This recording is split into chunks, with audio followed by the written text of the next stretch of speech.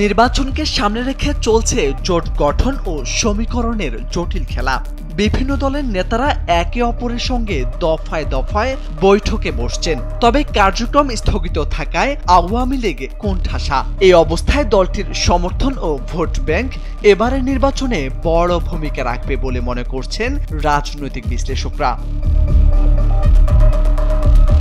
কার্যক্রম স্থগিত হওয়া আওয়ামী লীগ সমর্থকদের ভোট শেষ পর্যন্ত কার ঝুলিতে পড়বে, রাজনীতির মঞ্চে এটি এখন বড় প্রশ্ন। এ নিয়ে কথা বলতে গিয়ে সাবেক সংসদ সদস্য গোলাম মাওলা রনি জানান, আওয়ামী লীগের সঙ্গে জামাত ইসলামের বন্ধুত্বের সম্পর্ক গড়ে উঠতে পারে। এই মন্তব্যের সপক্ষে যুক্তিও তুলে ধরেন তিনি। গোলাম মাওলা রনির মতে, বর্তমান রাজনৈতিক পরিস্থিতি আওয়ামী লীগ জামাতের বন্ধুত্বের দিকেই অগ্রসর হচ্ছে। উদাহরণ টেনে তিনি বলেন, 1988 সালে জাতীয় পার্টি আর একদিন জোটে রূপ নেবে, সেটা কেউ কল্পনাও করেনি, কিন্তু 2009 সালে সেটাই বাস্তব হয়েছে। একই সঙ্গে তিনি স্পষ্ট করে বলেন, বিএনপি ও আওয়ামী লীগের মধ্যে আপোষ বা সমঝোতার কোনো সুযোগ নেই। উপস্থাপকের প্রশ্নের জবাবে গোলাম মাওলা রনি বলেন, আগামীর রাজনৈতিক পরিস্থিতি জামাতের জন্য বিপদ ডেকে আনতে পারে। তার মতে এখন ডাকসু থেকে চাকসু সবখানেই জামাতের প্রভাব স্পষ্ট। রনি আরো বলেন, রাজনীতিতে প্রজন্ম ভিত্তিক এক বিভাজন তৈরি হয়েছে।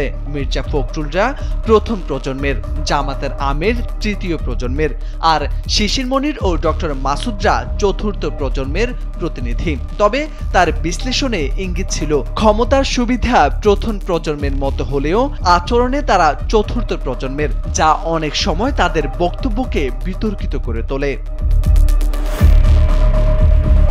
সাবেক সংসদ সদস্য গোলাম মাওলা রনি বলেন, জামাত এখন নারী কর্মীদের সামনে রেখে রাজনৈতিক অবস্থান শক্ত করার কৌশল নিয়েছে। তবে এই পথ কতটা কার্যকর হবে তা নিয়ে সন্দেহ আছে।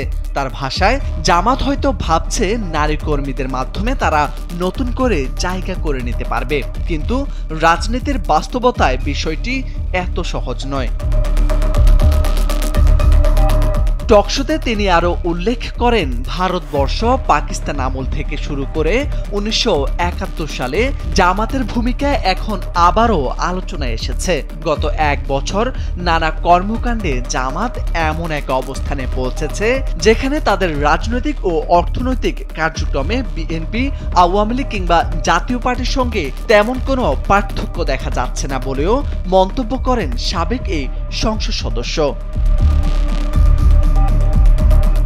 ডেস্ক রিপোর্ট, সময়ের আলো।